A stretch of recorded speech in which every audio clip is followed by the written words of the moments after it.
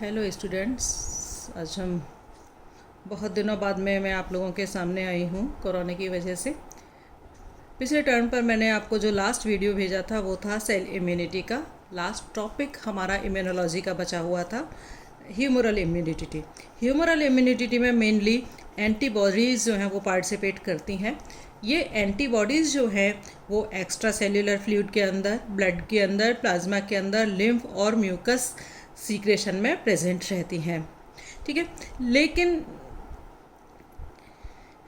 Humoral immunity तब अपने को पता चलती है जब बी लिम्फोसाइट सेल्स किसी एंटीजन के द्वारा उद्भाषित होती है, या कोई एंटीजन जो है अपने शरीर पर एंटर करता है तो बी लिम्फोसाइट सेल्स जो हैं वो एक्टिव हो जाती हैं। तो एंटीजन के उद्भाषण के लिए कई बार बी सेल्स के अलावा अन्य सेल्स की भी ज़रूरत होती है। मैंने आपको बताया था टी सेल्स, जब मैंने आपको पढ़ाया था कि टीएच हेल्पर सेल्स जो हैं वो बी सेल्स के एक्टिवेशन में काम में आती हैं। तो एंटीजन्स के उद्भाषण के लिए कई बार बी सेल्स के अलावा अन्य सेल्स की भी आवश्यकता होती है। तो बी सेल्स एंटीबॉडीज़ का प्रोडक्शन करती हैं और ये विशिष्ट एंटीजन की पहचान कर सकती हैं। मींस बी सेल्स जो है वो दो काम करती हैं, एक सबसे पहले एंटीजन को पहचानने का काम और उसके अगेंस्ट में फिर एंटीबॉडीज़ का प्रोडक्शन जो है वो करती हैं। बी सेल्स हमें mainly bacterial toxins and body fluid में प्रेजेंट वायरस से हमें सेफ्टी देती हैं, सुरक्षा देती हैं, प्रोटेक्शन देती हैं। मैंने आप लोगों को जब सेल्स एंड ऑर्गन्स पढ़ाया था तब मैंने आप लोगों को बताया था जो बी सेल्स का निर्माण है वो बोन मैरो के अंदर प्रेजेंट स्टेम सेल्स के द्वारा होता है, और ये स्टेम सेल्स जो है वो माइग्रेट करके लिम्फॉइड ऑर्गन्स में पहुंच जाती हैं। यहाँ पर ये मैच्योर होती हैं और मैच्योर होने के बाद में ब्लड या लिम्फ के अंदर ये आ जाती हैं। इन बी सेल्स की सरफेस पर आईजीएम और आईजीडी जो हैं वो प्रेजेंट होते हैं। ये बी सेल्स की सतह पर एंटीबॉडीज़ के लिए, इनमें एंटीबॉडीज़ का जो एफसी वाला पार्ट होता है वहाँ पर रिसेप्टर साइट्स होती हैं, और कॉम्प्लीमेंट सिस्टम के जो प्रोटीन्स होते हैं उसके लिए भी इनके ऊपर रिसेप्टर साइट्स पाई जाती हैं। तो बी सेल्स के ऊपर एंटीबॉडीज़ के एफसी पार्ट के लिए रिसेप्टर साइट्स और कॉम्प्लीमेंट सिस्टम के जो प्लाज्मा प्रोटीन्स होते हैं उनके लिए भी रिसेप्टर साइट्स जो हैं पाई जाती हैं। बी सेल्स की सतह पर लगभग 10,000 से अधिक एंटीजन रिसेप्टर्स जो हैं वो प्रेजेंट होते हैं। नाउ बी सेल्स का एक्टिवेशन कैसे होता है? मैच्योर बी सेल्स जो हैं विशिष्ट एंटीजन से प्रेरणा मिलने पर बी सेल्स जो हैं वो तेज़ी से डिफ्रेंशिएट होना शुरू कर देती हैं, विभाजित होना शुरू कर देती हैं और एंटीबॉडीज़ का सीक्रेशन कर देती हैं। जो बी सेल्स हैं उनका एक्टिवेशन दो तरीके से होता है। कौन कौन से? एक तो टी सेल्स एक्टिवेशन और टी डिपेंडेंट एक्टिवेशन और टी इंडिपेंडेंट एक्टिवेशन। यहाँ टी डिपेंडेंट एक्टिवेशन का मतलब क्या है? मीन्स ये तब तक एक्टिव नहीं होती हैं जब तक कि ये बी सेल्स को टी सेल्स नहीं मिल जाती हैं। तो T cells activation, T dependent activation किस तरह से होता है? तो ज़्यादातर जो एंटीजन्स में एक से अधिक एंटीजेनिक डिटर्मिनेंट्स, मैंने आपको बताया था एपिटोप्स जो हैं वो पाए जाते हैं। जैसे एक विशिष्ट एपिटोप के लिए उत्तरदायी जो बी सेल्स हैं वो प्लाज्मा कोशिकाओं में रूपांतरित नहीं हो सकती।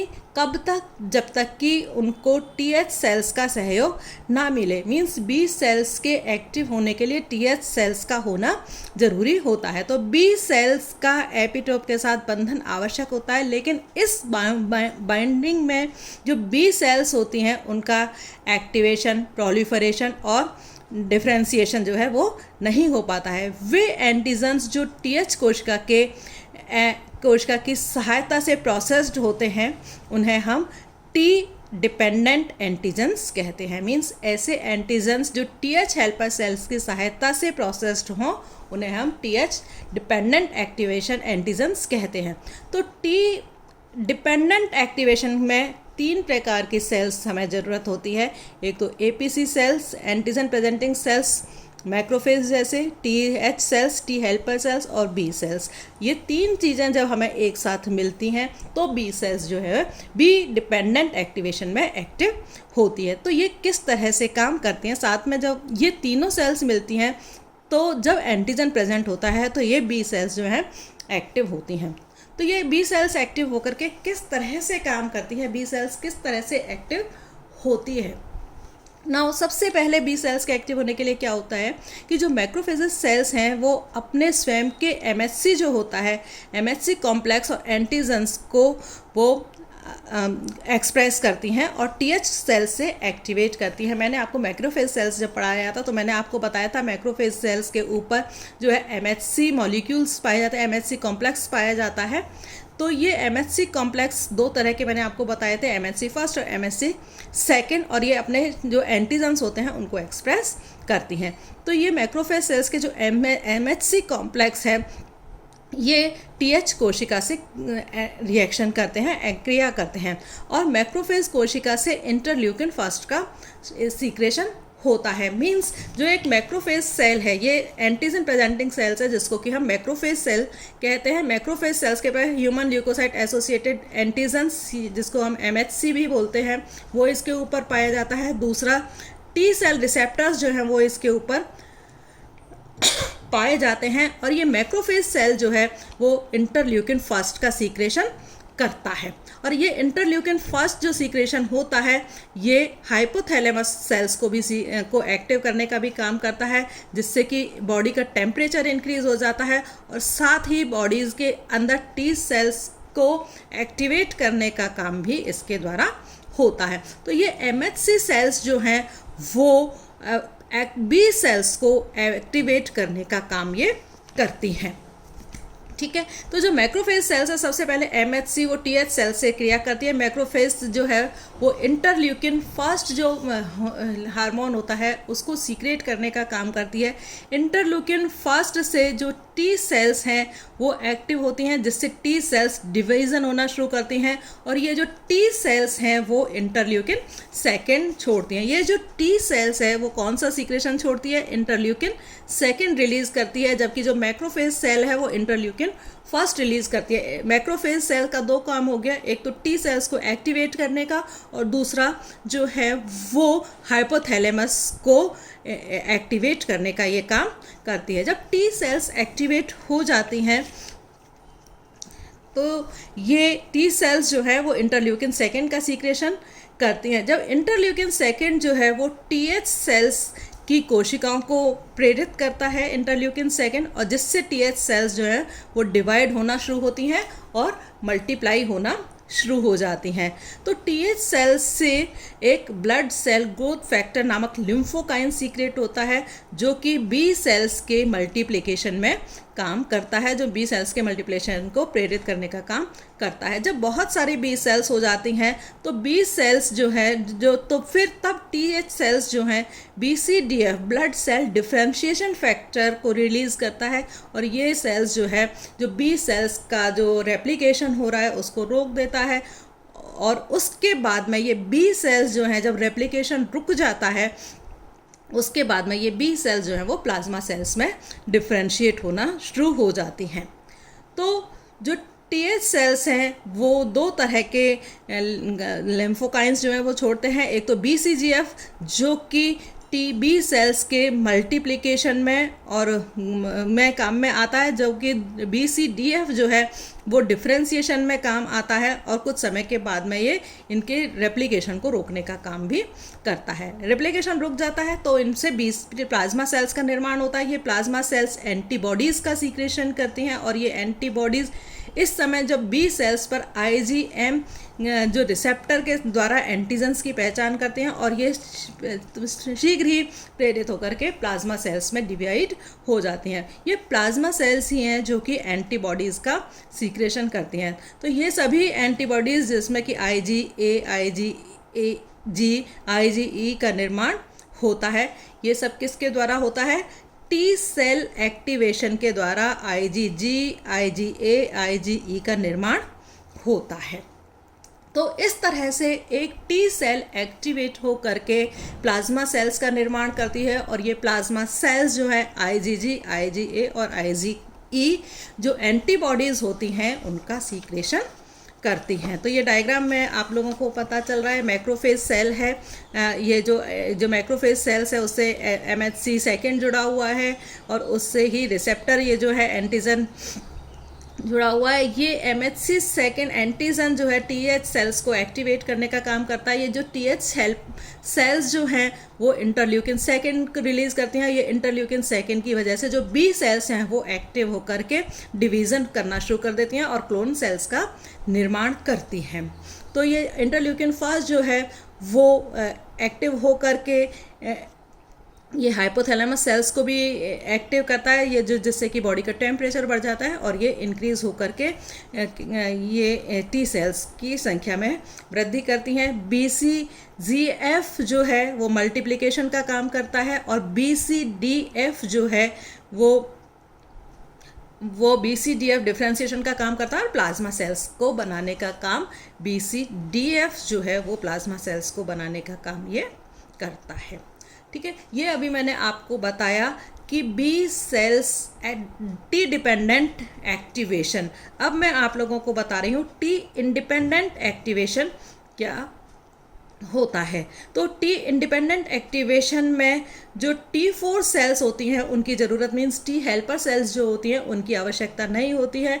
कुछ एंटीजन्स इस तरह के होते हैं जो बिना T4 सेल्स के भी B सेल्स को एक्टिव कर देते हैं और उनसे एंटीबॉडीज़ का प्रोडक्शन होना शुरू हो जाता है। तो इस तरह के एंटीजन्स जो T स्वतंत्र एंटीजन्स या T इंडिपेंडेंट एंटीजन्स कहलाते हैं।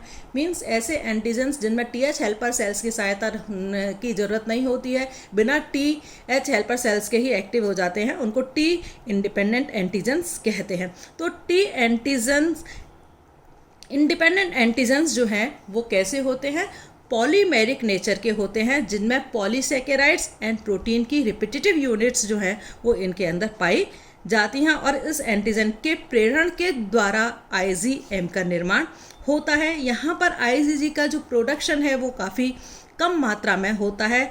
ये एंटीजन्स जो हैं B सेल्स के साथ मल्टीपल बॉन्ड्स का निर्माण करती हैं, लेकिन फिर भी ये T जो डिपेंडेंट एक्टिवेशन है वो इनके बॉन्ड्स जो हैं वो T इंडिपेंडेंट एक्टिवेशन के कंपैरिजन में वीक होते हैं। तो इस तरह से B एंटीजन सेल्स के साथ में बाइंड होने के बाद में B सेल्स सबसे पहले मुख्य रूप से IgM का सीक्रेशन करती हैं और इस तरह से T डिपेंडेंट एक्टिवेशन शुरू होता है।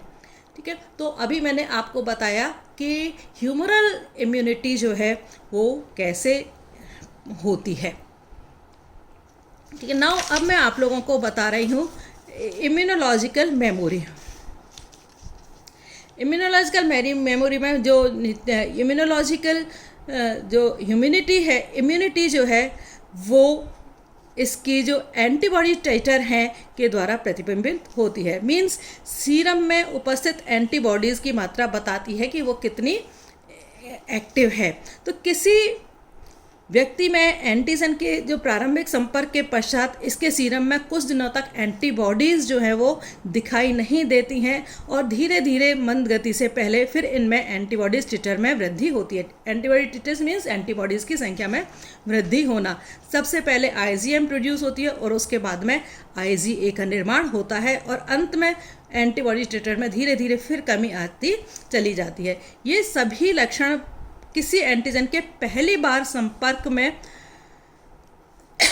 आने पर होते हैं, इस वजह से इसको प्राइमरी रेस्पॉन्स कहा जाता है। प्राइमरी रेस्पॉन्स के रूप में इसको प्रदर्शित करते हैं। किसी एंटीजन के यदि दोबारा वो संपर्क में होता है तो ये जो प्रोसेस है परपोषी के अगेंस्ट में ये प्रोसेस इंटेंसिफाई हो जाती है। मींस और इस सेकेंडरी रेस्पॉन्स की जो मेमोरी सेल्स हैं या एनार्मेस्टिक सेल्स जो हैं वो एक्टिव हो जाती हैं। मींस दूसरे रेस्पॉन्स में सीधे ही IgG का निर्माण होता है। ये जो ह्यूमरल इम्यूनिटी है और जो सेल इम्यूनिटी है, दोनों ही इम्यूनिटीज़ में जो प्राइमरी रेस्पॉन्सेस के फलस्वरूप लंबे समय तक मेमोरी सेल्स का निर्माण होता है, जो कि लंबे समय तक शरीर के अंदर रहती हैं। ये मेमोरी सेल्स जो है, इनका लाइफ साइकिल जो है कई वर्षों तक हो जाती है, और इसी एंटीजन के यदि बॉडी में दोबारा से एंटर करता है तो ये मेमोरी सेल्स जो हैं वो तीव्रता से, तेज़ी से प्लाज्मा सेल्स में विभेदित होती चली जाती हैं, और इस कारण जो सेकेंडरी रेस्पॉन्स है वो काफ़ी तीव्रता से होता है, काफ़ी इंटेंसिफाइड होता है, और बॉडी की टेटर की मात्रा में जो काफ़ी तेज़ी से वृद्धि होती है। और सेकेंडरी रेस्पॉन्स में मेनली IgG का निर्माण होता है।